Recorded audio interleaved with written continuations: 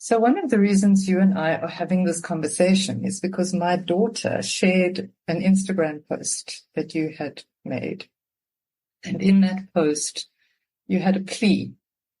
In essence, you wrote a letter to all South Africans about things you wanted them to understand about what it's like to work as a young doctor in this country.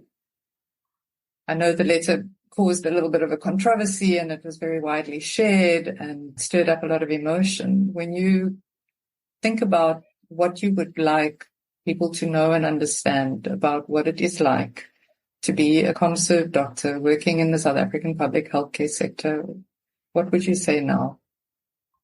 What I tried to say and what hurt me when the whole video came out and the comments about how bad the state is of some of the public hospitals is that people assume that everyone working in that facility or for that facility is bad. And so a video was put out about a hospital in the public sector, and you saw that video, read about the controversy, and it brought up something for you, right? Yes, because obviously we get complaints daily. That video was about, we hear that on the daily. And I think it hurts sometimes when you're just trying your best and people don't know how it is to be on the side of doctors working in the state sector, or all doctors for that matter. And I just wanted to share just an insight or like a small little glimpse into what it feels like to be a doctor. And then I didn't actually at the time think what I wanted out of my post. I was just venting and writing stuff down. I think doctors just needed a voice as well. And I think that's why it resonated with people. We're also just human. We're not some kind of elite group of people that can never make mistakes and are always ethically perfect and morally perfect. And even though we must aim to be that, it's just impossible. We also have off days combined with a very difficult and emotionally taxing job. I think we must just meet each other in the humanness. You're human, I'm human. Let's just try and get you healthy. But we aren't God. We have difficult jobs. And I think that was actually what I was just trying to say, is that most people that I know, 99%, like I've said, from cleaning staff all the way through to management, are really trying their best. I've really rarely met people that are doing what they do, especially being a doctor and seeing all the things we see, for anything else than being extremely passionate about what they do. Welcome. I'm Dr. Maria Christodoulou, and this is the Awakening Doctor podcast, a space where we discover the personal stories of those who work in the medical and health professions. Join me as I explore the hopes, the fears, the aspirations, and the real-life challenges of those who carry the title, responsibility, and privilege of being a doctor. Joining myself and producer Amy Kay today is Dr. Danielle Botma. Welcome, Danielle. It's lovely to have you with us. Thank you so much for having me. I really appreciate this opportunity.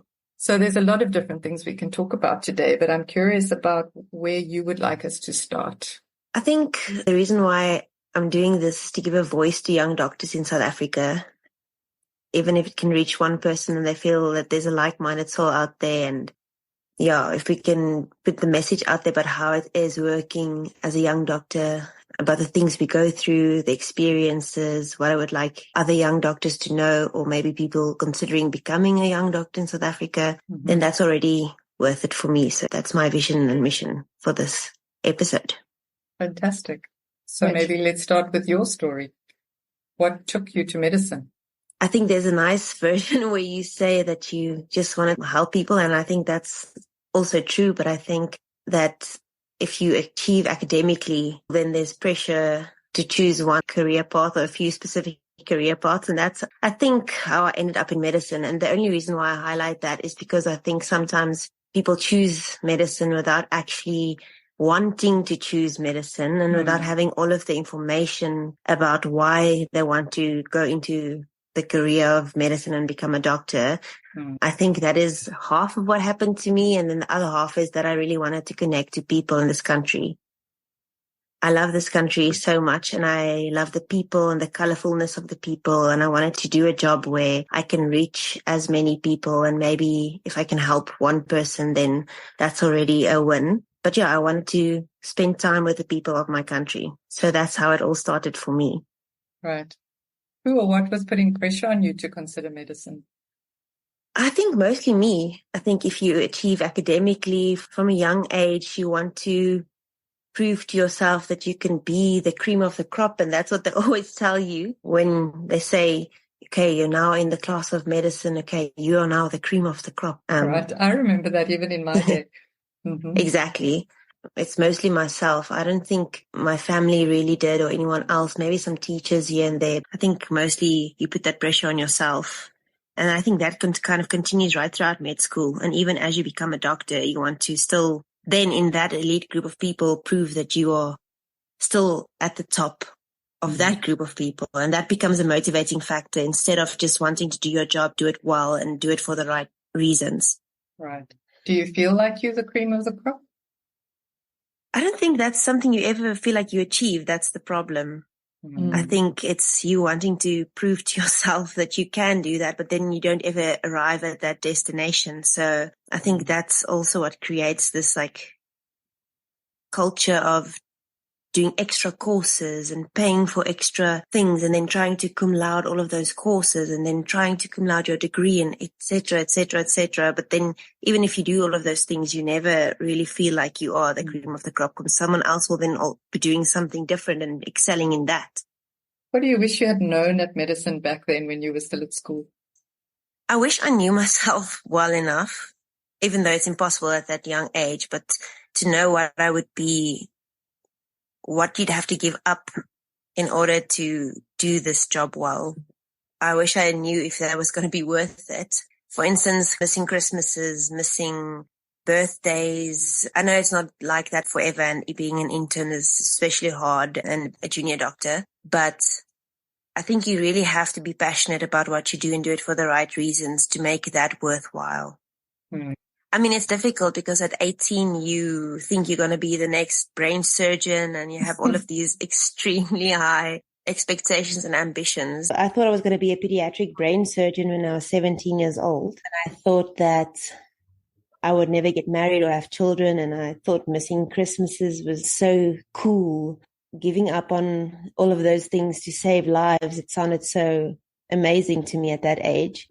So I wish I knew myself better to know that I'm going to not want to do that. But obviously that's not possible. So I think realistically, what I just would want people to know is what the sacrifices are and choose medicine for the right reasons and not because of wanting to achieve academically and not because of wanting to prove anything to anyone. Yeah. So what are the right reasons to do medicine?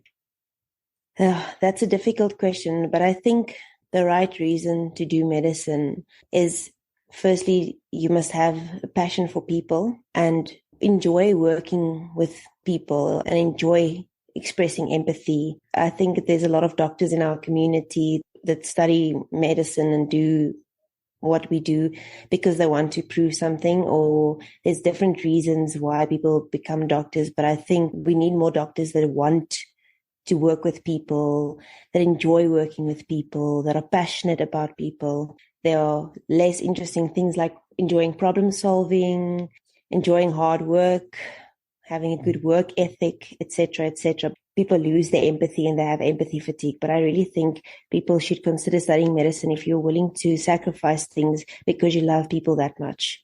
And I think the thing that always comes up for me when people say they want to help people is that they often, certainly at 16, 17, 18, don't realize that it's different to help people who are suffering or who are ill or who are often at their worst or experiencing some of the most terrifying moments in their lives. And it's not quite the same as just helping people to be their best. There's a very big difference when you're helping people who are ill. Exactly. It's difficult. So you must really get a kick out of that if you want to. You must be able to be with people in their worst. Yeah. And then sometimes not even see a positive outcome. And that mustn't be why you do it. It should be because you want to help there in the trenches of someone's situation and you enjoy that. There's this thing where they say that a lot of narcissists become doctors because you want to help people to feel good about yourself. I think that's also a very dangerous pathway to want to become a doctor. So you want to have this God complex, feel good about yourself. But then at the end of the day, that won't be fulfilling at all because, like I've said, you're going to have to give up so much. What have you had to give up? I'm still a junior doctor, so a lot. I think we get rostered for Christmas and New Year's and birthdays, etc. So obviously those small things, sleep, exercise, eating well. But I think the most important thing that I've thought about that I have had to give up, not only now, but since starting to study medicine, is a big part of your identity. Because studying medicine, it's a full-time job, and then becoming an intern and a comm service, extremely exhausting and full-time. You miss out on things that you used to do and things that used to be part of who you are. It's impossible. Like, just to use an example, I loved being in choir. I was a choir girl, and that was part of my identity. I loved choir music. I loved going, and that was a big part of who I thought I was. But then being on call and the call roster being what it is, this week you'll be on call Tuesday, next week Thursday, the week after that Friday. So you can't do any organized activities outside of medicine, really. You never know when you're going to have to work late, because if the recess comes in, then you also don't want to organize something and then you never pitch up. I think a big part of who you always thought you were gets lost. Even socializing, if you used to be a very social person, that's almost impossible to really maintain. So I think that's a lot of what people give up. And I do think you eventually are able to get it back at a later stage in medicine. But I think that's what a lot of young doctors struggle with specifically. Right. So where exactly are you in the medical journey right now? You spoke about being a junior doctor. Tell us what that means. I'm almost finishing my community service. So after finishing med school, you have 2 years of internship and then 1 year community service. And then you go out into the great big world of being a doctor, which is scary in its own. You have to get a job at this stage. I'm still, in a way, lucky that I have a job at the moment. I'm almost at a point now I have to start applying for jobs next year. So that's a whole different fear and story. What's the fear about that? Well, firstly, there aren't enough jobs for everyone in the state sector, especially not if there's something specific you want to do. Like if you want to go into pediatrics, or if you're specific about what you want to do, then those posts are very few and far between. And then I think what people don't always know is that you can't specialize in the private sector. If you want to specialize in something, you have to stay in the public sector and get a registrar post and then specialize. A lot of people tell me, then just go private and then become a pediatrician. I can't do that. That doesn't work like that. So you're forced to be in the public sector, but then there also aren't jobs. And it's just extremely, extremely competitive to get into those posts. I know of people that are consultants working in medical officer posts just because they have a job. So then there's me post-comserve competing with a consultant to get a job. Right. So it's tough. I also know that you've had a baby recently. Yes, I did. He's 3 months old. Congratulations. I'm curious about what it's been like to have a baby in your comserve year. It was tough. I think now, retrospectively, it was more tough than I thought at the stage when I was pregnant. But I think the exhaustion, especially like the brain fog and the fatigue, it's not only that you're feeling exhausted while you're standing there. I think it did a bit of damage to my reputation. I wasn't as bright and as quick, and I didn't feel as smart as I felt before I was pregnant. It sounds so bizarre to say it out loud, but I think I want to be an intern or a comserve that people say, yo, she's good, you know, like she's bright. She has a big future ahead of her, especially now before you apply for a job next year. But I think if you're pregnant and you're slow and you're always chronically exhausted, and some people are in pain and some people are stressed and have difficult pregnancies. Luckily I didn't, but so badly want to be your absolute best. So I had to struggle with that a bit. I went from an internship where I felt like, I'm at the peak of my abilities now. And now I went to not being that anymore. That was tough for me. Even now when I go back, I feel like I put a lot of pressure on myself to be, okay, now I have to show them who I really am, not pregnant.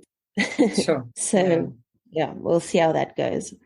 So when you were talking about things you've had to give up, you were talking about how being a junior doctor and a medical student often gets in the way of normal social activities. And yet here you are, you've got married in the last few years, you've had a baby. Like, how did you maintain that part of you? You know, it wasn't easy. To maintain that part, you again have to make sacrifices. I think at the end of the day, you just have to choose what's most important and then focus on that. I think to maintain healthy relationships and study medicine, you need a very understanding partner, firstly, someone that understands the hours. I'm lucky that I had that. But I think just prioritizing, forcing yourself to do social things, exercise, go for a run maybe with your partner, because you can get stuck in a hole. And I definitely did also at some periods of my studies where I didn't do anything and it was hard. And then luckily I got out of them again, and then you start calling up friends you haven't spoken to in months and making plans. But I think it's important that you know that you have to force yourself, because there is also a very real possibility, and I've seen it happen, of you just sitting and studying every single day. And then people lose friends. Eventually, like I said, that part of your identity gets lost as well. Sure. Studying and not coming out of my house for days and looking transparent. You have like important people in your life that I used to tell, you have to tell me if I am in a conversation, I can speak of nothing else than medicine, then please, you have to pull me out of that, because I don't want that to become my entire life. Maybe you can tell us what it's like to be a junior doctor or a ComServe doctor, because that's where you are right now. It's difficult to explain to someone how it is to be a doctor. Just people that aren't doctors, the things we see every day. It can get overwhelming for sure. I really enjoy my job. I think the difficult parts of it is working with people, then working with patients, working with staff. And I think if you are exhausted, but then also all of that people management and team dynamics gets very complicated. So I think for me at the moment, that's what I'm struggling with most. Being confident enough in myself, even as a junior doctor, just that confidence to say what I want to say and then be seen as an equal in the team, that I have worth in the team. I think we know seniors in medicine is always a difficult topic, not because we have mean seniors or anything like that. It's just difficult as a junior doctor to be confident in what you're saying and stand in your own worth. And when you know someone else knows so much more than you, it's always a very vulnerable situation. So that's what I'm struggling with at the moment the most. And the working hours, we all know, is crazy. I think the most difficult part. And when I speak to my friends as well, that's what they struggle with, to just feel like you are not only a workhorse, but a valuable member of the team. And I'm sure there are some who would argue that as a junior doctor, you are actually the core foundation of the team in some ways, because without you, a lot of the work wouldn't be happening. Yeah, that is true. The best times I've ever had in medicine is when you just feel like you're actually making a difference. And when the people in your team makes you feel like you are making a difference, when even though you are doing the drips, and not that isn't important, but the not so high level jobs, but when you made you feel like you did that well, but then when it's not just seen as like, it's easy or whatever, and when people encourage you to try something new or practice a skill you've never practiced or present in a meeting, or when they force you out of your comfort zone and they make you feel like, wow, you are helping people, that's when I think people flourish. It's when they feel like they are being seen for what they do. Then medicine is so much fun. If it's a whole team and everyone's working together and it's a wild machine, everyone feels worthy and confident and everyone feels like they're contributing, then I feel like that's what I want to do. Then I get this feeling that I'm doing what I'm meant to do and I can do it for the rest of my life. Right. Sometimes I want to be a pediatrician. Sometimes I want to be a physician. I change my mind all the time. But it's also very much based on the experience you have at a specific time and place in your career. If you work with someone that you loved working with, in orthopedics, for example. Wow, maybe I can be an orthopedic surgeon one day. I think people have a very big impact on junior doctors. I think it can really form you. I don't think people know the impact they have sometimes. And I think there's evidence to show that actually one of the biggest determining factors of what path this medical doctor's career will take is a significant role model. Exactly. So who have been some of the significant role models in your path so far?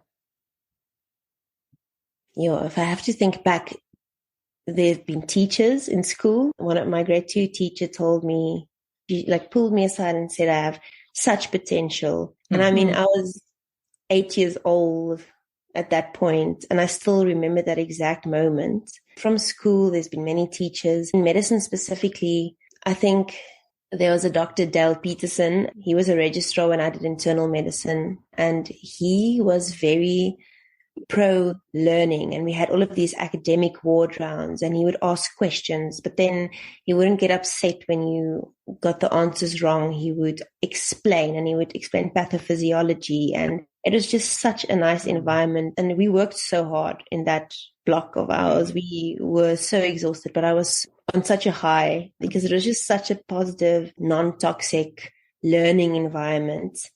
And I think people that study medicine like learning. That was an important one because it wasn't specifically that he was being overly nice. He was very nice as well, but it was just such a nice working environment. You felt like you were learning things, doing things. And then in my internship, I had many very good role models. I'm so thankful for the ones that I think now, if I reflect, it's just the ability to learn in a non-toxic environment. As a senior, you create that safe space where you can make mistakes. All of those doctors are some of my role models, and people that give positive critique as well as negative critique. You can get seniors as well that only point out the negative. At a stage, if you only point out the negative things over and over again, then it starts to feel like you get so down on yourself. And then that one little compliment can make such a difference. What are some of the compliments that stand out for you? I think that recent one is that I work very hard. I think that's always very nice to hear. I don't know if that might be toxic now that I reflect on that. I'm wondering if you need someone to tell you that you work very hard. It sounds like you know that you work very hard. And then just what's very nice actually is if patients compliment you, especially in front of your team. If they're like, no, I want her to be my doctor, or if they thank you. It never gets old if you get thanked by a patient or their family. It means so much. You can ride on that high for quite a while, actually, especially if you went out of your way to help that patient, or sometimes if you don't even expect it at all. If it's just that you greeted them or that you spent a little bit of extra time listening to them. I think those were actually the best compliments. What's been some of the worst or harshest criticism or feedback that you've received? I have to think. I'm glad you have to think. Ooh, the most difficult to deal with is when you feel like it's undeserved. When there's a hierarchical system where if you get criticized about something you don't think is deserved, you can never stand up for yourself. Right. In any way that's acceptable to your team. But the harshest outright, I think, is probably when you're criticized on just something personal, something that's not to do with your job. Right. About maybe seeming indifferent, or I think as an introvert, it's interesting. I've gotten the criticism a lot of times where people have said that I am disinterested because I'm not the one always talking in the group, always yelling out answers or volunteering to do things or volunteering to do the bloods or whatever. But I think when you're a bit reserved as a person, then you get criticized for being disinterested or reserved. And some of my female friends specifically that are also a bit more timid and reserved, we've spoken about all receiving that criticism. Wow. You're not the one, you seem like you are maybe aloof or you don't want to manage your patients or whatever, but actually you're just shy maybe. Right. And who's that feedback coming from most of the time? I've gotten that criticism from nursing staff. I've gotten that criticism from senior members, from colleagues. I must say it's mostly during your studies and internship when it's expected of you to want to learn. They always say that in medical school, you kind of have to, if they ask who want to put in this drip, you have to jump out of your shoes to show that you want to be the one to put in that drip. And even if I wanted to, that's not my personality to take that away from someone else. I always feel like, okay, no, it's fine, you can do it. And then by doing that, I seem as if I am not keen. Right. But I think it's maybe a woman thing also, being very polite. Say more about that. As women, I'm not speaking on behalf of all women, obviously, but I think there is a culture of being very polite. In women, we get taught to be nice, especially in medicine. You get hardcore, like, I don't know if I'm allowed to say, but like badass women in medicine. I think we do get taught to be polite, be quiet, know your place, don't fight too hard, don't be rude. I think sometimes that can backfire in a career where you really have to fight. Do you think the fact that you come from an Afrikaans background, do you think this influenced you in that way? I think so. It's difficult for me to say because I'm not from an English background. I'm not exactly sure what the cultural teachings are for them, but definitely for an Afrikaans girl, you get taught this. You only have one name. You have to protect that name with everything you have. I mean, that was drilled into me. I come from a very Afrikaans school. I loved my school, but we were taught that our dresses must be a certain length, that we have to be very polite. We have to talk softly and be respected and be respectful. So I think it's difficult to then get out of that headspace and now be this loud surgeon telling everyone in the room to keep quiet. It's hard. I was always motivated to be what I want, but there is a culture where you are forced to be very subdued, your personality. So what was medical school like for you? Terrible. I think, to be quite honest, it was dark. I still now, if the question is going to be the follow-up question, why and how we can fix that, then I don't know, because I really spent time thinking about what can happen to make med school less absolutely horrible for everyone. But it's just so stressful and so all-consuming. And so, I don't want to say so one-dimensional. You get into this phase where you just sit and there's just so much work that you have to sit and study, become this very robotic kind of person. And I was so depressed in med school. I gained so much weight, I had to start taking medication. And I know that's the same for a lot of people that I study with. It's a dreadful time. And then final year is the absolute worst of it all. You work hours as if you're an intern and then still have to study. It's seen as a rite of passage. So you can't complain about anything.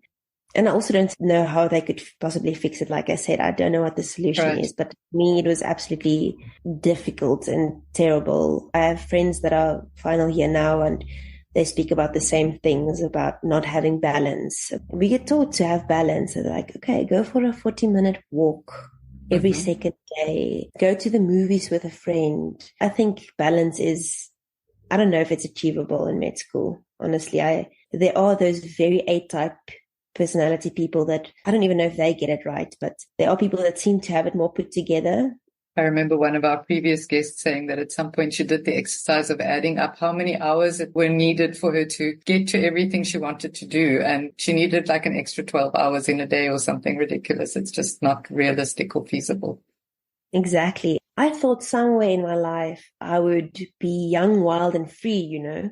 Like I thought I would go on festivals. Then you go straight from school being a straight A student. And I mean, it doesn't start in grade 10, probably already starts in primary school where you study hard. And then you go straight from school to university, study medicine, get out of medicine. You want to specialize. Now you have to start doing all extra courses and work. until you specialize, then you're 50 with kids and you never get any time. So that was a difficult realization for me. I went through a very difficult period trying to make peace with what I lost. I never got to be carefree and careless. And that was difficult, especially being on a different campus. You don't have that first year period that other students have. It's not everyone I know, but for me, that was also a difficult thing to deal with. Yeah, I remember that. And I've spoken to lots of people who have that same experience. And even the sense of isolation that happens when your peers who are the same age, maybe even studying one of the allied health professions, have a very different social experience to yourself. And then the realities of the demands on your time and energy that make it unrealistic to have that kind of social life. And it's just a moral thing as well. Like now you're becoming a doctor. You're not allowed to do anything immoral. You have to be on this like high horse all the time. You are supposed to be the epitome of a healthy life. Don't smoke, don't drink, be healthy, exercise, eat well. You're young. You're 18 years old when you start studying medicine. I think that's such an impossible and ridiculous expectation to have of 18-year-olds. But that was also difficult to deal with. It was a lot. So where was that pressure, or where was that expectation coming from? It's difficult to pinpoint, but it's kind of like, it's maybe also self-inflicted. It's you want to now be in this elite group, and now you have to prove to yourself that you are now in that group. And now I think a lot of it also comes from the seniors. I remember having lectures about our campus is smoking free, it's alcohol free. So that's already like the other campus is not like that. But then also having lectures about, it was said that for us to have balance, you have to go for a milkshake with your granny on Tuesdays for like half an hour. I remember that so well, like, see family, I have milkshake with your granny. And I was like, oh, all right. Was that actually said to you in a lecture?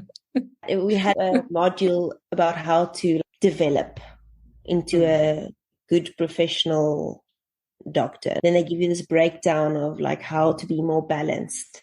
I was just like, oh no, I don't want you to do any of those things right now. You went to Stellenbosch, right? Yes. Yeah. What was it like to be a white Afrikaans girl at Stellenbosch University in this day and age? Sure. Stellenbosch is still very Afrikaans, though they don't want you to believe that. I'm very thankful I went there as an Afrikaans person. I think it was still very protected. Protected in what sense? Protected, you could still speak Afrikaans. I did my first year in Afrikaans and then swapped over to English. So I think in that sense, for me, it was protected. But I think as I became older, I realized that for other people studying with me, that might have been difficult, actually. I'm not exactly sure how other people experience it. There is some changes happening at the moment. I enjoyed the environment at Stellenbosch University. I think as a white Afrikaans person, so I'm probably the ideal person for that university. But obviously as a woman, I've already spoken about that I can't say that it was more difficult for me than some of my colleagues. No. Were you a student already at the time of all the sort of fees must fall, roads must fall, Me Too movements that were happening? I was first year. So I did 1 year of BSc first, and then I studied medicine when Open Stellenbosch happened. And I think it was in my first year, straight out of high school. I wanted to go to the whole Afrikaans women's residence. I was excited for the initiation. For me, I was excited for all of those things. And then I went there and it was the complete opposite. I always say like I was brought up in a very Afrikaans household. I'm Christian, white Afrikaans. Both my parents are Christian, white Afrikaans. My brother is. I went to an all-girls Afrikaans Christian school. I don't have any people of other races in my family. I don't even have anyone that's not Afrikaans in my family. I think I was brought up in a certain way. Not that I was brought up specifically conservatively. My parents are actually pretty free-thinking people, but it's just what I knew. Coming to Stellenbosch University, that was a whole culture shock for me that year. I'm so incredibly thankful that that happened to me. I think I would have been a much worse doctor if I hadn't broadened my horizons. And it scares me that some people become doctors without having their thoughts tested and them having to do some introspection. It was at the time not very nice. Are there any stories or experiences you'd like to share about what that was like, or the type of things that, in your words, broadened your horizons? I think I had a mentor, and before all of those things happened, she was a very powerful Black woman. She was one of our hardcore members, and I really looked up to her a lot. Like, she was just so fashionable and so smart and everything. And then when the whole open Stellenbosch thing happened, she was very pro open Stellenbosch and fees must fall. And I felt so hurt by that, attacked. And we had a lot of very difficult conversations, the two of us. And for a long time, I was really angry and I felt betrayed, but I had to check myself, obviously. And I was still very young at that point. So I don't think I really did at that stage. But as I became older, I realized now, I think about it often, about things she said, and now it like rings true to me. And I thought that I should reach out to her and say, like, yo, I'm such a different person now. I think if I had to read some of those old conversations, I would be so embarrassed about questions I had and things I didn't understand. I mean, I'd never heard of some of the things that were being said, things that are now extremely cringeworthy, like saying, but I have Black friends, I'm not racist. So cringy now to me, but I was that person at 18 years old. Now I would like die if I had to hear someone say that. That was hard, but I'm so extremely grateful for people like her in my life. She didn't have to have those conversations with me, because I'm sure it must have been very painful, the things I also said and asked. But she was willing to sit and speak to me about and explain to me. And that was so, I can't thank her enough for that. So one of the reasons you and I are having this conversation is because my daughter shared an Instagram post that you had made. And in that post, you had a plea. In essence, you wrote a letter to all South Africans about things you wanted them to understand about what it's like to work as a young doctor in this country. I know the letter caused a little bit of a controversy and it was very widely shared and stirred up a lot of emotion. When you think about what you would like people to know and understand about what it is like to be a conserve doctor working in the South African public healthcare sector, what would you say now? What I tried to say, and what hurt me when the whole video came out and the comments about how bad the state is of some of the public hospitals, is that people assume that everyone working in that facility or for that facility is bad. And so a video was put out about a hospital in the public sector, and you saw that video, read about the controversy, and it brought up something for you, right?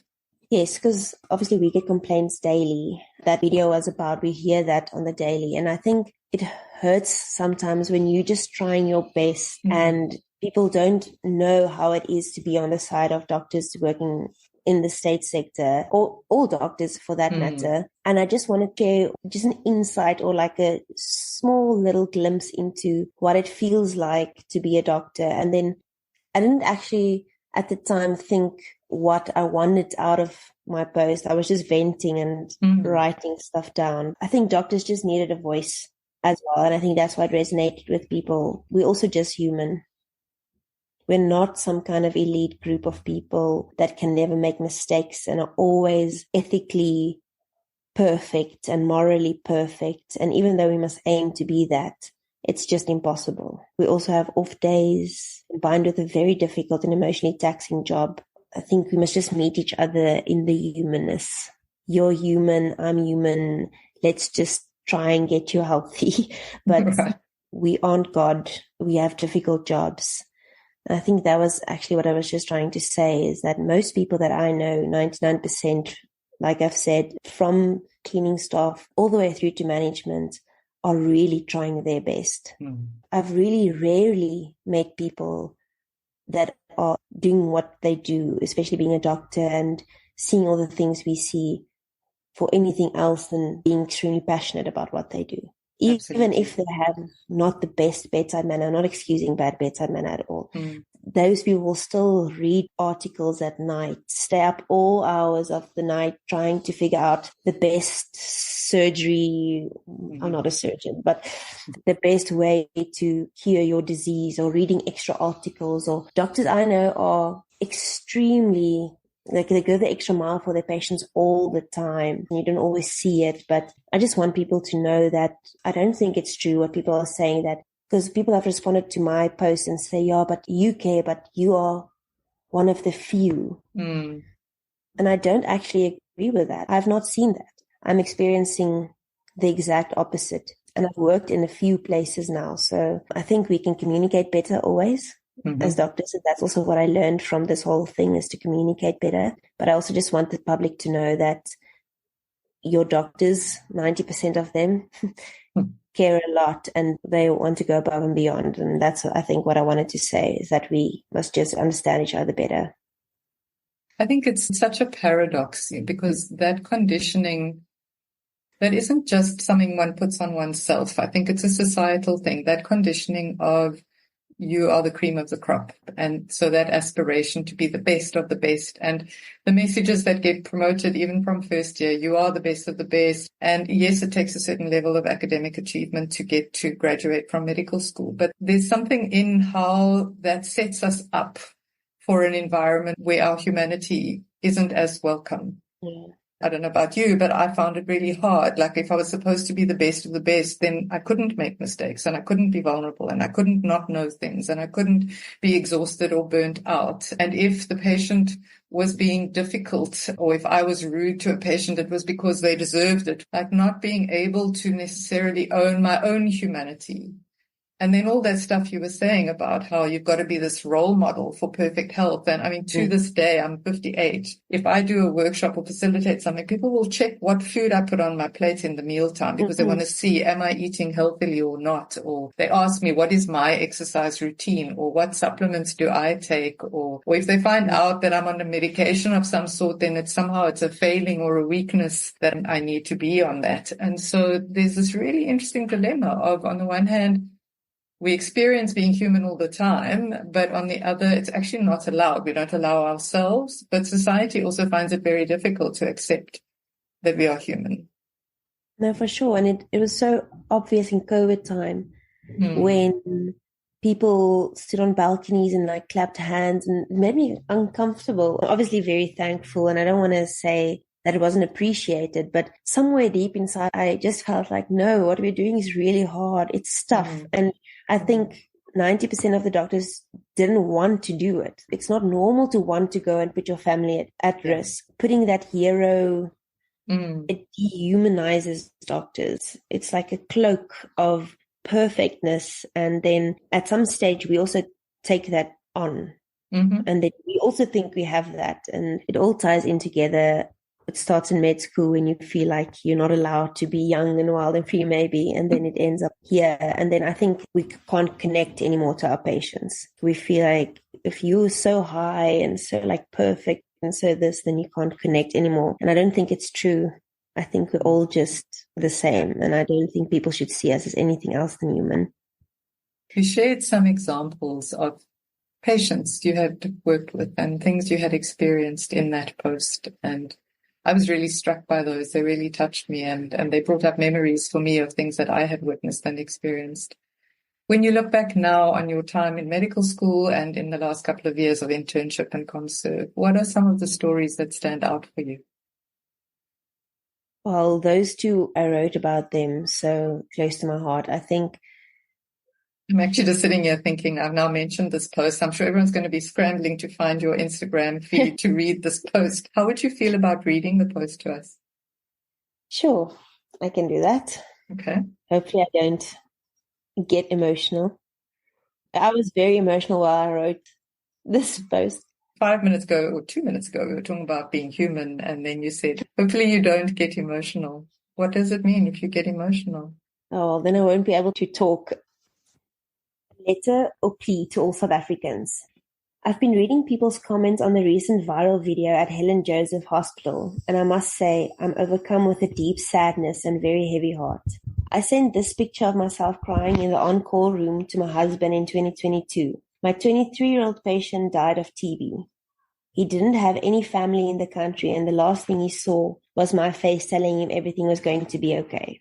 I still have his picture on my phone, and I look at it sometimes and wonder if his family in Malawi ever found out what happened to him.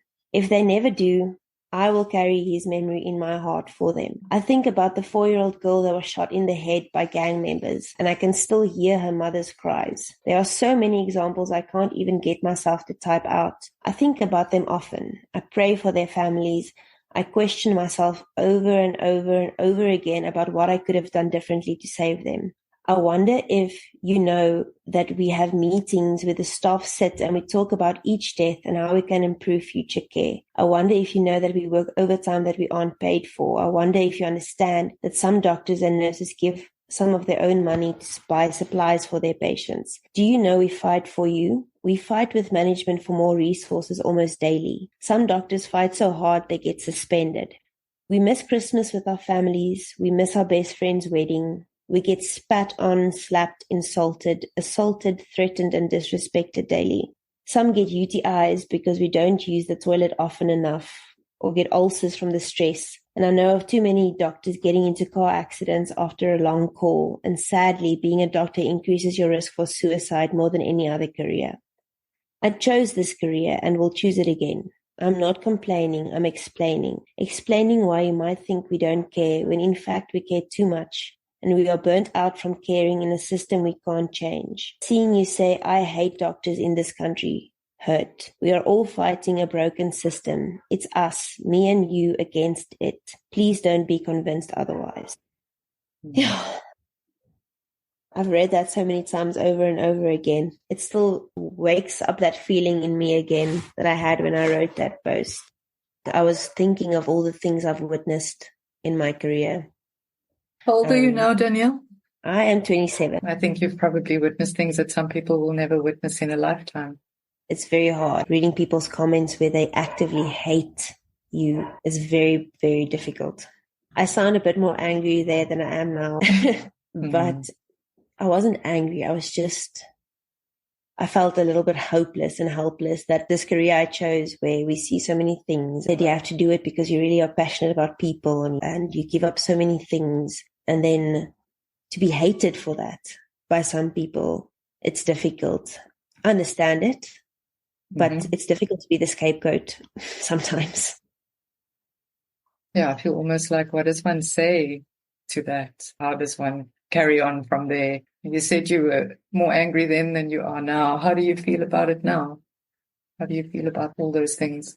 Now I've had so many conversations with colleagues and people online, and I've read so many comments that I think I also said after that the post wasn't meant to invalidate people's experiences, because obviously I also know that the system is failing people. If someone asked in one of the comments, like, how would you feel if it was your sister or your mother getting some of the suboptimal care that people are getting? I've softened up a bit I understand people's anger. I did before I wrote the post also. So I think I've mellowed out a bit about my post. I still think that what I've learned from all these discussions I've had is that we can have better communication. I think patients want to see that you care. From their side, we also human. We also want to feel your emotions, and we also want to feel appreciated. We also want to feel seen. And I think someone else in the comments said, when last did someone ask you how your day was? A patient. I know it's not their job, but I was taken aback once when a patient said, how are you, doctor?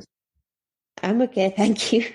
There was a time when that kind of question would make me quite anxious. Like, it was always unexpected. And then I didn't know how much of myself it was professional to reveal. Was I supposed to be honest? Because I pride myself on honesty. Was I supposed to be honest and say I'm having a shit day? Or was I supposed to say, I'm very well, thank you, and be polite, but untrue? Yeah, I've learned a lot, but I think what I'm going to do personally is just talk more, communicate better with my patients, especially if they're unhappy. Sometimes you can't, and people are angry and you can't fix what they're angry about. But I think if we can meet each other somewhere in the middle, then that's what I'm going to try and do. I'm going to think of myself more as a human that studied medicine. I think my patients will be able to relate to me better anyway. Probably true. We'll see how that goes. So what do you think is going to make that possible? I mean, what do you think it takes to shift from the idea of this God complex and perfection to just being human in relationship to another human? I think not expecting things of myself that I wouldn't expect of someone else. Firstly, coming back to the team dynamic and being a valuable team member, already thinking of myself as one and not trying to prove myself. Seeing yourself on the same level as your patients. It sounds like I didn't do that before, but to be honest, you don't. Not that I think I'm better, but you just feel like a little bit removed from them. Yeah. I'm going to try approach every consultation like that. I think what I've learned over the years is that that's not always possible, because even though you may have that intention, sometimes patients, in terms of their own need or their own developmental stages, are needing you to be on the pedestal, are needing you to take them by the hand and tell them what to do. And in fact, in my experience, it's often harder with the patients that don't need that and don't want that, because then most doctors don't know what to do. They don't know how to deal with a patient who's difficult or who is very educated and informed and is challenging their medical opinion. Maybe it's then just in how you see yourself, because that at least you can manage. But I think if you just see yourself as human, even if to your patient you're the doctor, then see yourself as just someone that can make mistakes and can learn from them. And in your team environment, see yourself as a valuable team member that are still human and can make mistakes. Right. And maybe that'll rub off in your consultations with your patients as well. Have you made any mistakes that you'd be willing to talk about? Recently, I made a time management mistake that was quite difficult to deal with, because I think you just try and do as much as possible with the time you have available. And sometimes I think, especially if you're junior, it's difficult to prioritize what you should do in your available time. And if you don't prioritize, then in medicine, that's very catastrophic. And I was very hard on myself for a very long time about what happened in that specific case. It didn't turn out well in the end for the patient. And there was a time management mistake, but just a difficulty for a junior doctor to prioritize exactly what to do first in a situation. But I've learned a lot about it, learned a lot about myself through all of that. I've spoken to my colleagues and to more senior doctors, and then also just to family about the difficulty of making a mistake at work. I've learned to firstly fix the clinical things, but then also to understand that I'm still junior. I can't be on the same level as someone with 40 years experience. It's just impossible. Even if I want to be, I can't. But there's also, I think, in that an assumption that after 40 years of experience, you won't make mistakes. You might not make that mistake. You are likely to still make mistakes. That's the very nature of being human. I didn't think about it like that. You always think that you're going to reach some pinnacle of your career at some point, and you're never going to make any mistakes ever again. I think that's also an important thing to remember, because otherwise you'll have chasing your tail your entire career.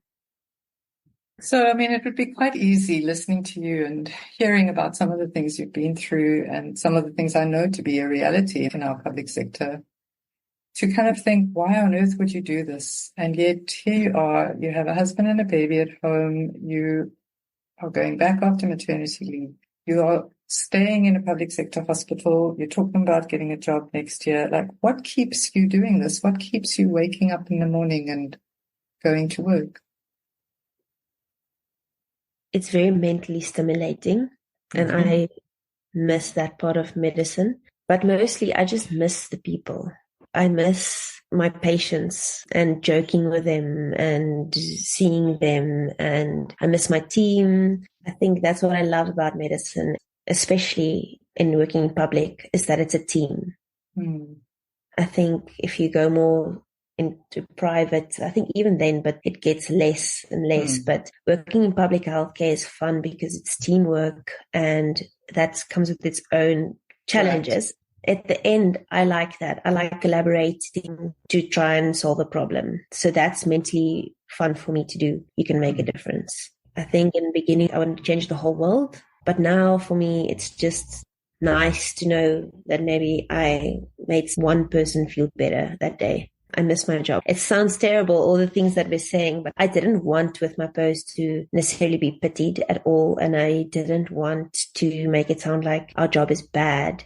It's difficult and there's challenges. The reason why I'm speaking about it is because I think we can make positive changes, but I love what I do. I love being a doctor. There's nothing else I want to do, and I want to continue doing this. I agree with you. It's why we do this podcast. And I believe that by telling the stories, we can begin to shift perceptions, and that may contribute to the changes.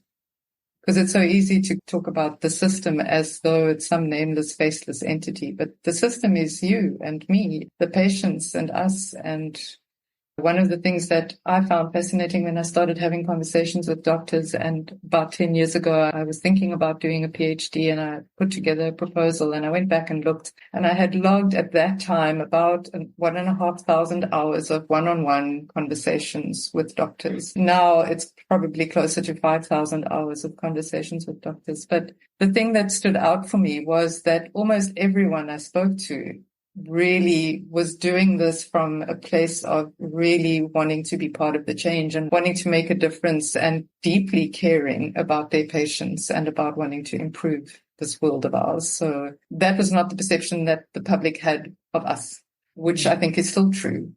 And so hopefully by having these conversations, we begin to change that a little bit. I think it's sad that we go into this job because we care so much, and then we work so hard that we get empathy fatigue, and then we don't care at all. So I think that's a bit ironic. But I also think by just talking about it more, that's why I'm doing this. The only reason is because I think that we can make a change if we just communicate better and talk to each other. So at the beginning, you said that you hoped that people listening to this would have a different understanding, and that maybe if there's somebody out there who's feeling the way you were feeling, they will take some hope from all of this. How are you feeling now that you've had a chance to share some of your story with everyone? I'm nervous that people listen to it and think that's not how I feel at all.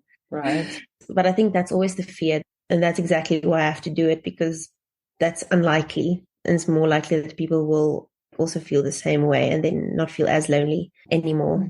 I'll say I'm excited, let's say. That's still a nervous feeling, but... Well, there's a vulnerability to putting yourself out there and telling your story.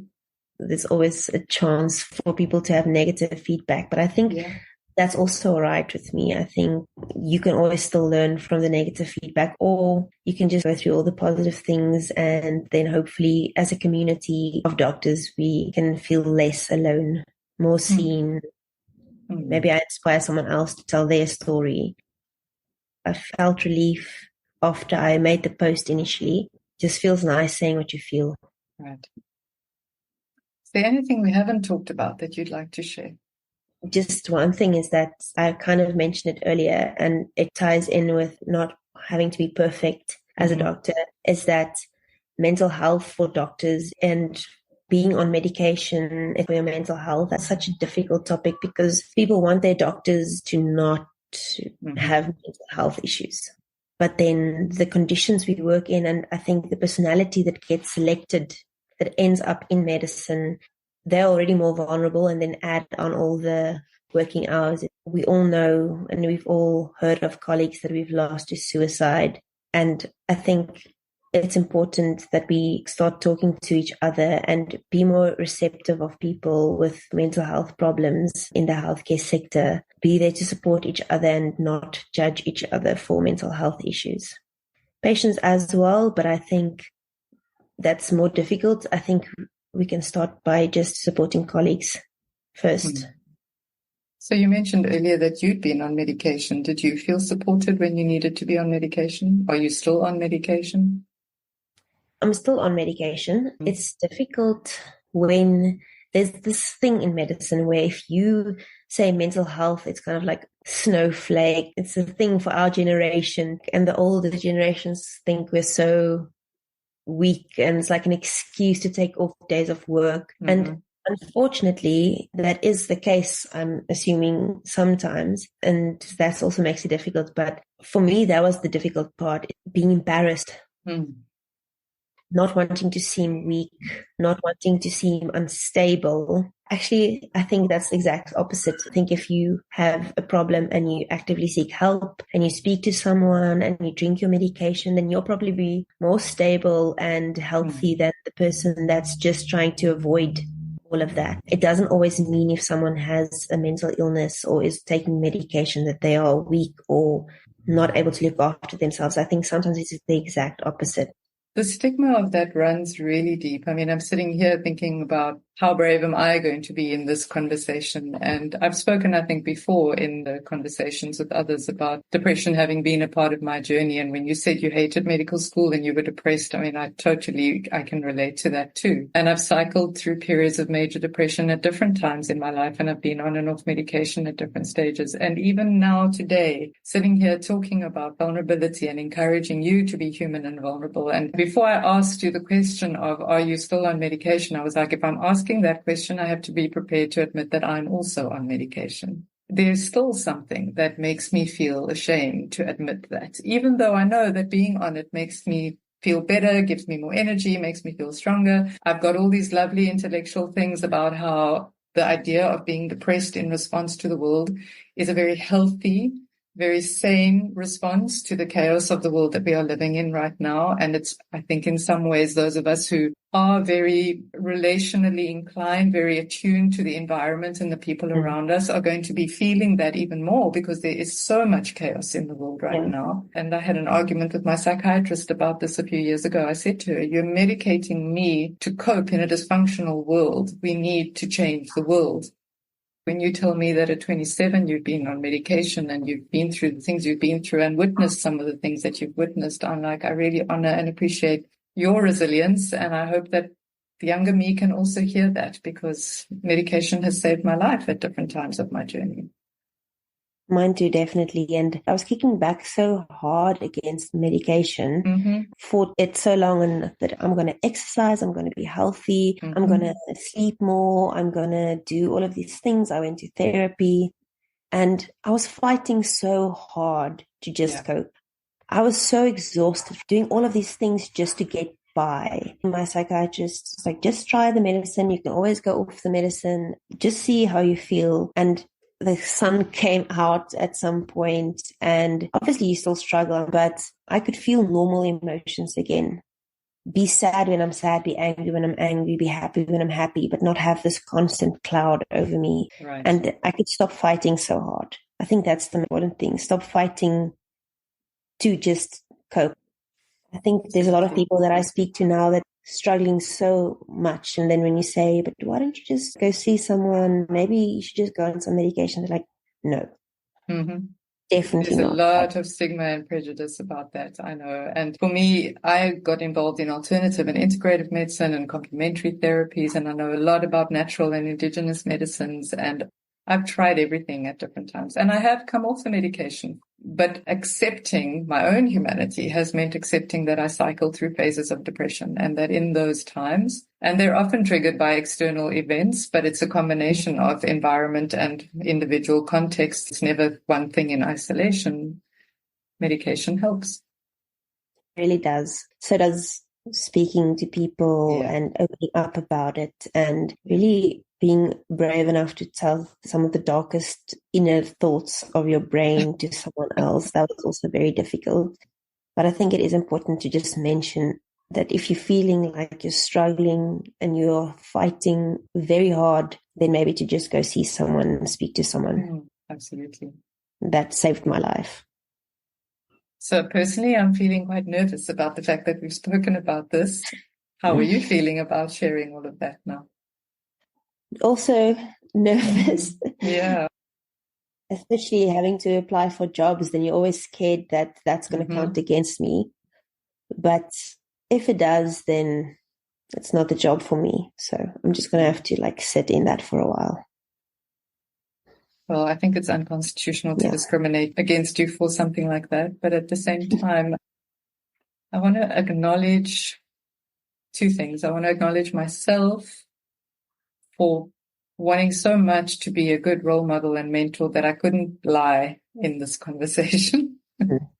And I want to acknowledge you for having the courage to be open and honest about that in response to my question. And hopefully there is one person out there who might listen to this conversation and go, okay, so it's not just me, or okay, so it's okay to need some help. I do remember the third time I went back on medication, going through a period of about 3 months of feeling like a complete failure. And then when I began questioning where that comes from, then that's the whole conditioning. We're supposed to be perfect. We're supposed to be on top of this, supposed to be able to use our knowledge to fix these things. And then, well, hello, here it is. You're human. You can't fix everything. And as human beings, we have developed these tools to help ourselves. And it's better than some of the other coping mechanisms. That's also the other argument. It's better than drinking. But yeah, thank you also for making me not feel so alone in this conversation.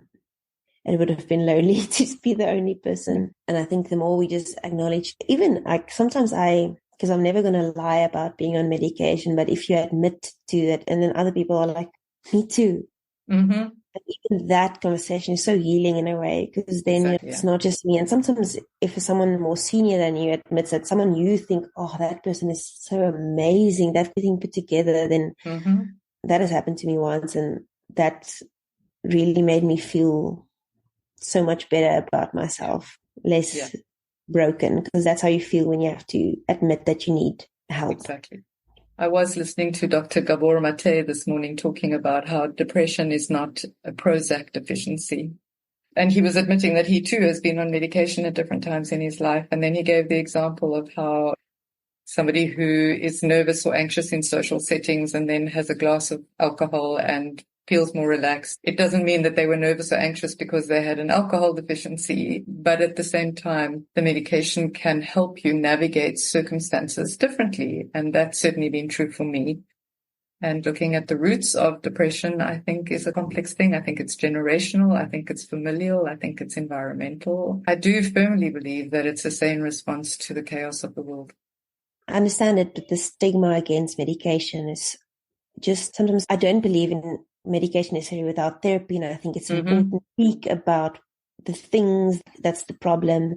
But then I also feel like you don't need to fight the medicine so hard. It has side effects, but not that many. It's quite safe. You can get some that aren't even that expensive. I had to ask myself at some point, like, why am I fighting this so hard? And I couldn't really come up with a good answer. Well, when I realized that I was more open to the possibility of chemotherapy. Not that I ever needed it, but I was doing a lot of work with cancer patients. And somehow the idea of chemotherapy was far more acceptable to me than antidepressants, as insane as that may sound. But there was something about mental health issues being not physiological. And again, I don't think any illness is primarily physiological. I think there's a combination of factors. But like I had to really stop and think, why would it be easier for me to say yes to chemotherapy than to antidepressants? What's that saying about my conditioning, about the world that we live in, about our attitude to mental health issues? It's hard to be human, right? Yeah, I just wanted to bring the mental health up. Thank you for saying that. I want to maybe take a moment to acknowledge, you mentioned your husband and you mentioned how important it is in this profession to have a partner who is understanding of the circumstances and the working hours and the conditions. I'm curious, is he also a health professional or is he outside of the field? No, he is in a whole other completely different field, but I like it that way. It gives me a little bit of variety in my life. I speak about something else, something different than medicine when I get home, because he just faints when he hears the word blood. And so it forces me to speak about something different and be a different person, be a different version of myself at home than I am at my job. So for me, it works. Coming back to this idea of how medical school and medicine requires a shift in identity. What would you say is the biggest difference between the Danielle who finished school and entered medical school and the Danielle I'm talking to today? Yeah, it's difficult. When I left school, like I said, I was very sheltered. So when I think back to that Danielle, I feel like cute to myself when I look back at her. very ambitious and young, but a girl still. Mm. Now, after school is when the difficult part of my life started, when I had to go through med school, when I had to change, when I had to go through the culture shock of being in a new environment, being in a relationship, getting married and having children. I suddenly just now felt proud of myself for a little second there. Went through a lot. But I think now I feel more like a woman, gone through difficult things, but I can still say that I'm quite satisfied with where I am. As a doctor, as a mom, as a wife, quite happy with that, with what I've achieved so far. What do you think lies ahead? I know we can never really predict, but what are you hoping the future might hold? I'm hoping to do something meaningful with my career. I don't want to be just another person in the system that's trying to keep the water from falling out of the small, tiny millions of holes. I don't want to get stuck in that rut of just seeing patient and patient and patient, and then feeling just burnt out. I'm thinking of ways that I can contribute to medicine, maybe in a broader sense, maybe in a public health sense, in some way I feel like I can really make a difference. And for everyone that's different, but for me, it'll probably be systems. And so I'm thinking about that. I'm really trying to let my mind go. But in the near future, I think for the beginning of next year, I'm just going to try and turn the pace off a bit so that I can focus on what I want to do. I think next year my plan is to slow down a bit, refocus, maybe get some energy again so that I can go forward. Sounds like a good plan. That's if I'm able to turn my mind off like that, but hopefully. Is there anything you'd like to ask, Amy? I didn't know anything about the Instagram post, so it was actually really nice hearing it directly from you, because often you see these things completely out of context, especially with social media.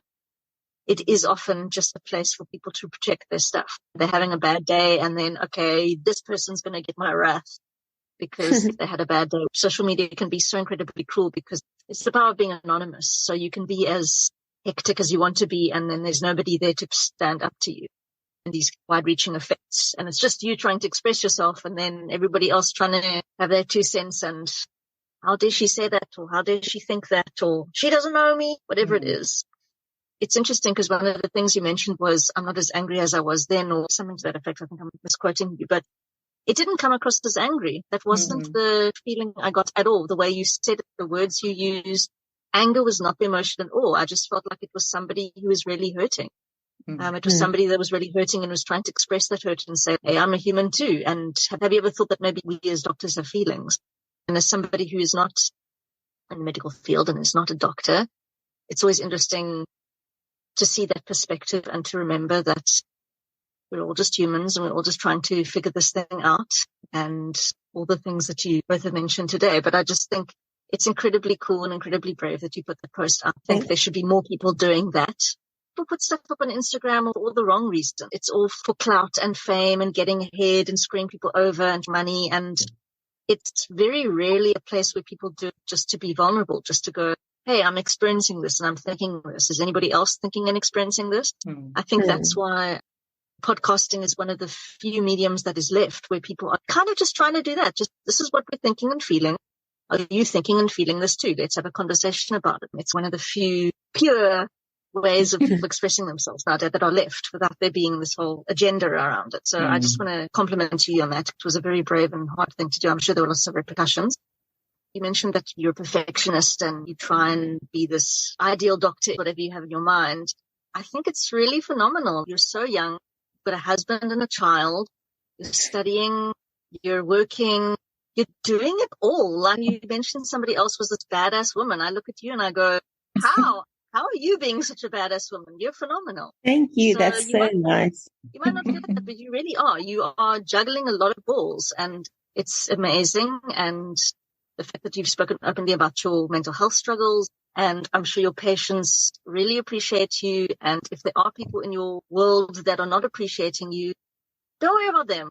You're doing a phenomenal job. And just my first impression of you is it's so wonderful that there are young doctors like you, and that if this is the next generations of doctors in South Africa, then we'll be fine. We'll be fine if you're in charge. We'll be fine if you are the next generation, because I love the fact that you mentioned that you love this country so much and you love its people so much. We're so damn resilient. I think we still have a lot of hope and we still have a lot to give, and you are definitely an example of that. So thank you. Thank you for sharing the story today. Thank you so much. I appreciate it. I think that's what I aim to be. I think badass women is going to be my new goal. You already achieved it. It doesn't even have to be something you're looking to achieve. You are doing it. There's nothing more you have to do. Just be who you are right now. And that's it. I don't know what you're pushing for. You're there. Whatever you're trying to get to, that's true. You're there. Thank you so much. Before you said that, Danielle, I was thinking I was going to ask you, because one of the questions at the back of my mind always, and the question that has informed the podcast, but also some of the research I did at the faculty, was who is the doctor? And so often in these conversations, I'll say, so who is Dr. Danielle Botma? And I almost want to say, badass woman, that's who Dr. Danielle Botma is. But maybe I should ask you, how would you answer that question? Who is Dr. Danielle Botma?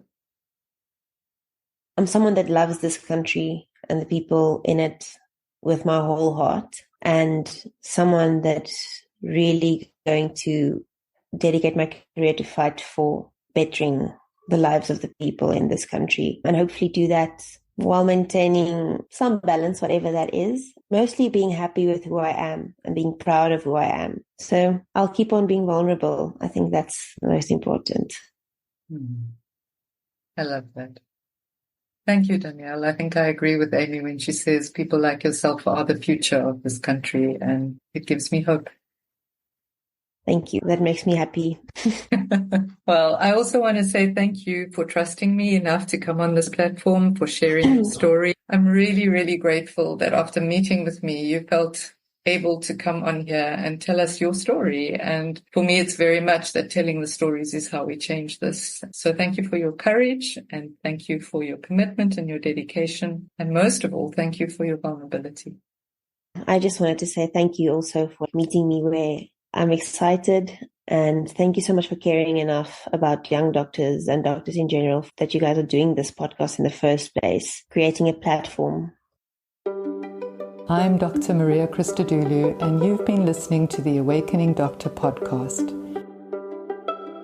If you enjoyed this conversation, please share it with your friends, follow Awakening Doctor on Instagram, Facebook, and Spotify, and go to Apple Podcasts to subscribe, rate, and give us a good review. Thank you so much for listening.